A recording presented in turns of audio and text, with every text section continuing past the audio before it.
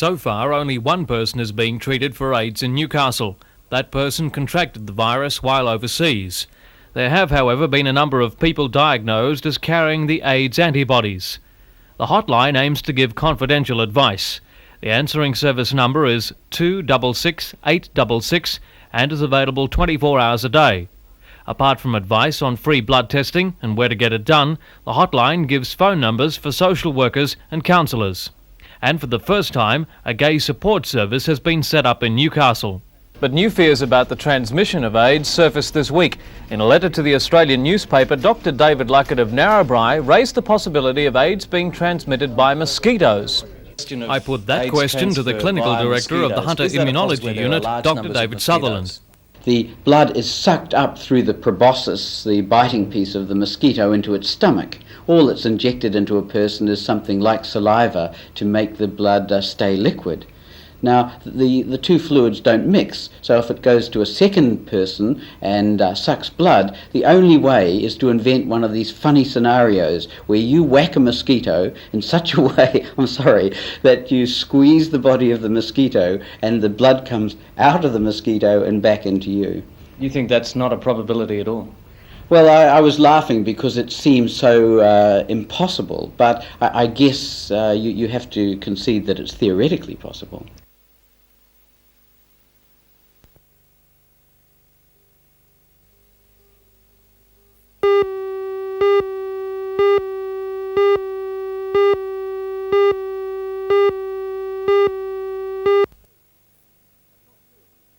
A top field of Australian and New Zealand cyclists is in Newcastle this weekend at the invitation of the Hunter District Amateur Cycling Club. The main event is tomorrow's Matara Cycling Classic, which has drawn two of Australia's big names, road racing champion Eddie Salas and Olympic gold medalist Kevin Nichols. That race is a round trip from Kooragang to Cessnock and back. Many of the cyclists took the opportunity today to get some racing practice in a 70-kilometre criterium around the roads of Kooragang Island. There were several falls in the windy conditions, and the top four placings went to Sydney and New Zealand riders. Meanwhile, in the sport of netball, the National Park Courts in Newcastle were the venue for the State League Region 2 Grand Final. Minor premiers Cessnock in the yellow and black met Newcastle West Leagues, the only team to have beaten them in the competition rounds. For Cessnock, though, it was their greater experience that gave them the edge today. They dominated the game and outplayed their younger opponents to win the first State League competition held in the region. The final score, Cessnock 34, Newcastle 27.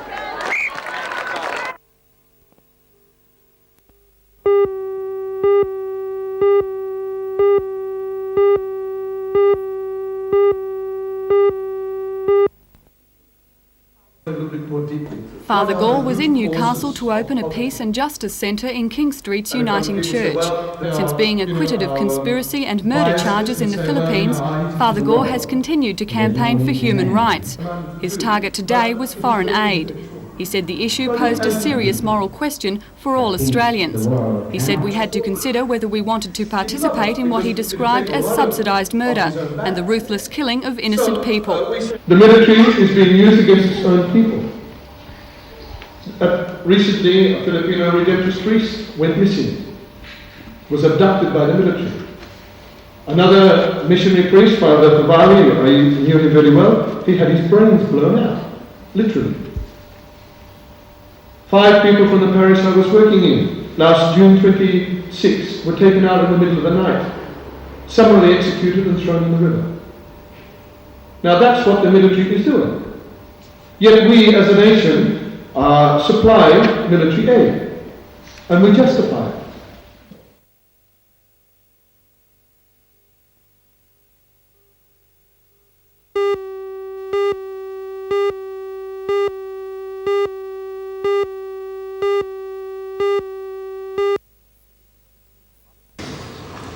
But for Heyman, who competes as regularly as possible, will have more than Sanchez to worry about in Sweden.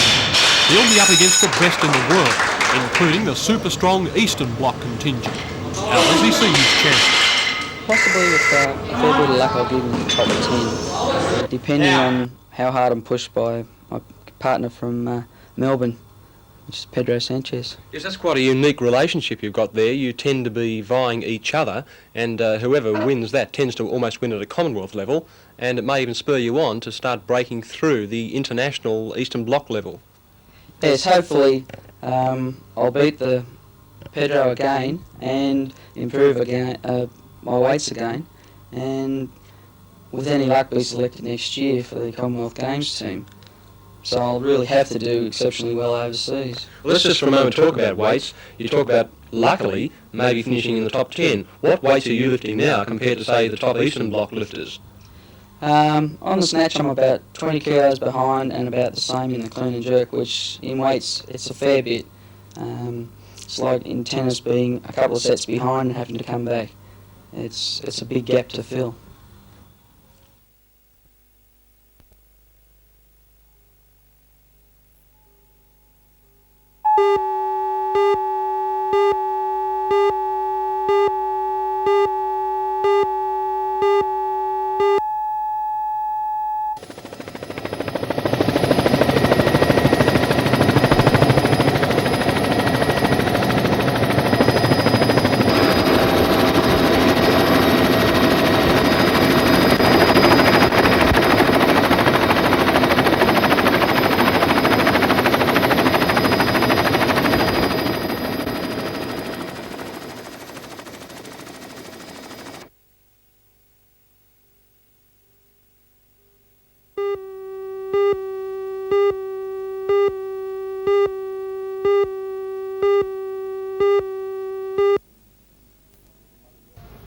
Good morning everyone and welcome once again. I would have thought that around now we would have seen something meaningful out of the tax summit, but sad to say it's a fiasco. But the government has announced one or two changes which will have important implications for real estate investors. And what I'm talking about in the main is the removal of negative gearing. Now what am I talking about when I refer to negative gearing? Well, under the old rules, if I borrowed money to invest in real estate, now I was going to use this property to provide some rental income, and the income I received was $100, but the interest bill came to $200, I could still claim the total of $200 by way of interest as a tax deduction, even though I was only earning $100 in rent. Now that could be claimed, of course, against other income. And thousands, tens of thousands of real estate investors in this country, and I believe very rightly, invested in real estate because on the one hand they were minimising the tax burden, on the other hand, looking ahead, it might be 5 or 10 years, they could anticipate some very meaningful capital gains. Well, according to the Treasurer's announcement, that to all intents and purposes has stopped. But let me be fair. While some people suggest that the depreciation on new buildings, let me stress new buildings, should be 6%, they have increased depreciation up to 4%. So on one side they've taken a little bit away, on the other hand they're giving you back something. And I think it will take some time for the real estate markets to adjust to these new rules. But by the same token, don't ignore real estate as an investment. You know, I think back to when we bought our country property, and we bought it just before the end of the drought, and people said to me, why on earth are you buying a country property when there's a drought on? Well, quite frankly, I think that would be the right time to buy a country property. So what I'm saying is this, whether there's negative gearing allowed or not, and it has not been backdated, I still believe real estate is a first-class investment. That includes rural acres, it includes home units, townhouses, villas, etc., etc. The choice is entirely up to you, and once again, don't forget the tax position. If you're going to use borrowed money, buy the property in the name of the higher taxpayer. If you're going to use cash, buy the property in the name of the non-taxpayer. I'll see you next Monday.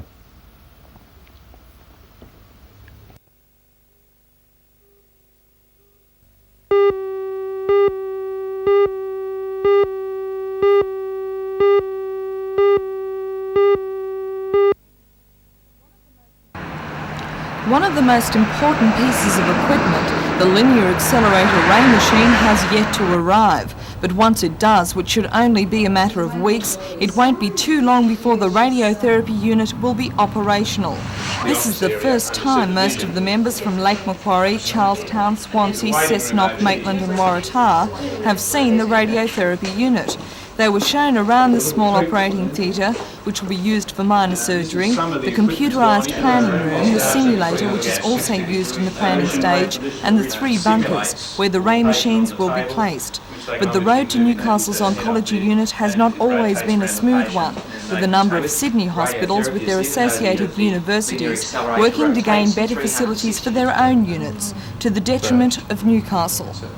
Mr Price, it's been said there's been quite a bit of inter-hospital and inter-university rivalry about Newcastle's oncology unit. Do you think it's hindered its progress? I don't believe so, Janelle. I think it's just been a matter of providing this facility in the right way, and it's taken time to negotiate to the point where we are now. Obviously the local members will be fighting to make sure that everything goes on schedule. Not only that, we've got to make sure we have the best here in the Hunter Valley. At this stage, the Mater only has 1 multi-purpose ray machine, but Mr Price went on to say that the cancer treatment unit at the Mater will get a second linear accelerator when it's been proved that it has the number of patients to justify it. When it's in operation, Newcastle will have the best radiotherapy unit in Australia, if not the Southern Hemisphere. The Minister for Health, Mr Mulock, is due to open the unit in mid-November.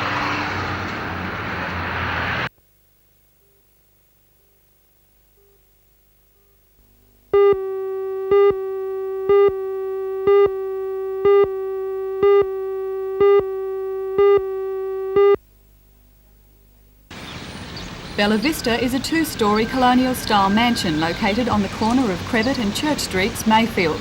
The building, which is now unoccupied, has been home to several pioneers of Newcastle industry, including the BHP Steelworks first general manager, David Baker. A proposal to develop the house was today knocked on the head. The city administration refused an application by Lend-Lease Homes to convert Bella Vista into 9 units for the elderly. The application also proposed building 74 units on the grounds of the house, all of which will be sold as a package to the Housing Commission. The city administration received 9 objections to the proposal and a submission from the National Trust strongly opposing the development.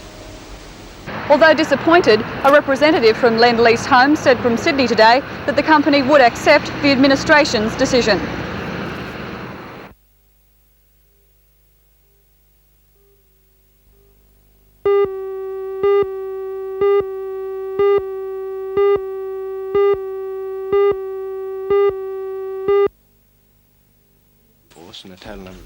The official government statistics from the Bureau show some encouraging news. Unemployment is down 2% on the same period last year, and there are 3,300 fewer unemployed in the Hunter, but this is still 2% above the state average. When this is added to the figures that there are 7,000 more people employed than there were last year, this shows an upturn in the local economy. But what has caused this trend? Wedge Paradise from the Hunter Valley Research Foundation. Well, there have been a number of areas which appear to have been increasing in jobs. Those include the wholesale and retail trade, and also the transport and storage sector, as well as finance and business services and community services. Do you think it has anything to do with the government employment programs? Well, I'm sure that that has had something to do with the increase in jobs, but also the investment within the region is encouraging people to put on people to work. So I think it's both private and public sector investment.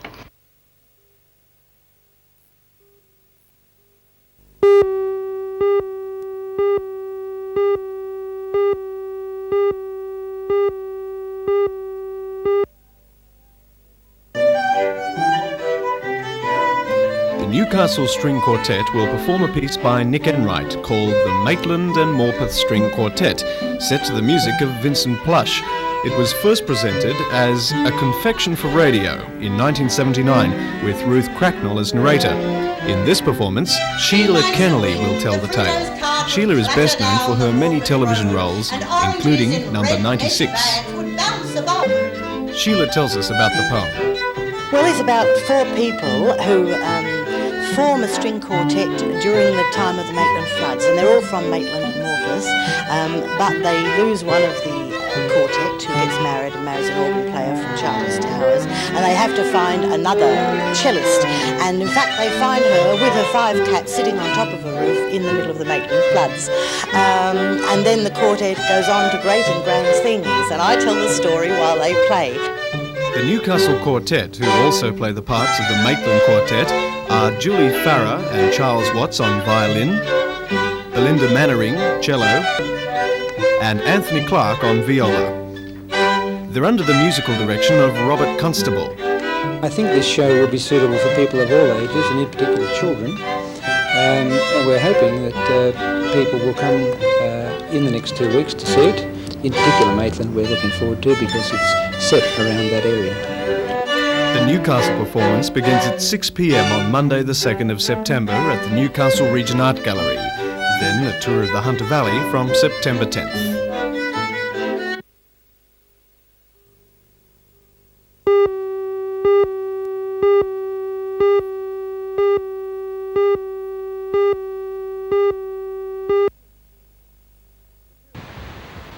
The field of 31 in this year's offshore race was the biggest so far and provided all the spectacle that is offshore racing. Boats from all 4 Lake Macquarie clubs took part, and by the time the yachts reached the Nobby's breakwater, more than 20 nautical miles had been sailed since another troubled start this morning. Despite efforts to clear the entrance to the lake earlier this week, the fleet still had to be pulled through by a powerboat at the start this morning. The 40-foot Joe Adams designed Tobacco Road was the first boat to reach the turning buoy in Newcastle Harbour, and from there she went on to lead the field home. Second home in line honours was Bob Chapman's Fanny Adams, and third was Ali Barber, sailed by Tom McKeelis. The winner of the event on handicap won't be known until tomorrow morning. The other major Matara sporting event today was in stark contrast to the peace and quiet of the sailing. This year's Matara Hill Climb was the 6th round of the National Hill Climb Championship and provided plenty of exciting and fast racing. A full complement of 75 cars raced against the clock in the event, ranging from big cars the faster cars covered the 1 course in a little over 40 seconds. Average speed is around 140 kilometres an hour, with some cars topping out at over 200 k's. The overall winner of today's event was Ronald J. Butler in a cheetah. They closed 3.6 seconds for the distance, nearly a second outside the record. Very quick off the line for Mr. Strait.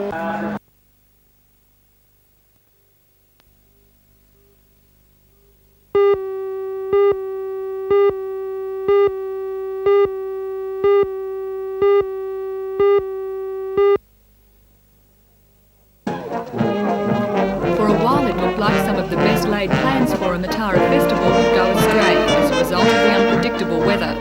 No sooner had the Stockton Games got underway this morning with a procession down Mitchell Street than it rained. But this did not deter hundreds of onlookers who'd lined the footpaths to catch a glimpse of the colourful and detailed costumes.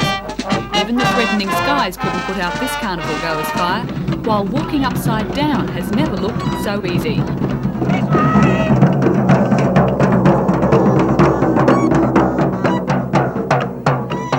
The procession wound its way down to the Stockton foreshores, where Matara Administrator Johnny Allen congratulated Stockton residents. Some of the games had to be scaled down, but by mid-afternoon the harbour celebrations were in full swing. An armada of vessels with decorated riggings assembled in the Carrington Basin, including police launches, pilot vessels and tugs. The fleet sailed past the Newcastle side of the harbour before parading past Stockton, bringing today's festivities to a close.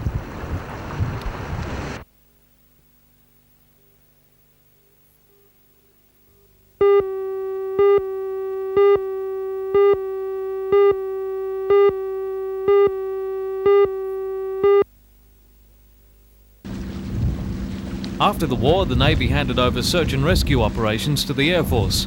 Along with the deal came these 20-metre British-designed crash boats. The 113 first came to Newcastle in 1965, and after 20 years' service was auctioned off earlier this year. The Americans mass-produced the boat, but this particular one was made from Australian hardwood by Halverson in Sydney. A 7-man crew would operate the boat in rescue operations with a top speed of about 20 knots. The new owner, a businessman from Western Australia, paid $31,000 for the boat. A bargain when you consider that the replacement cost of the diesel engines alone is well over $100,000.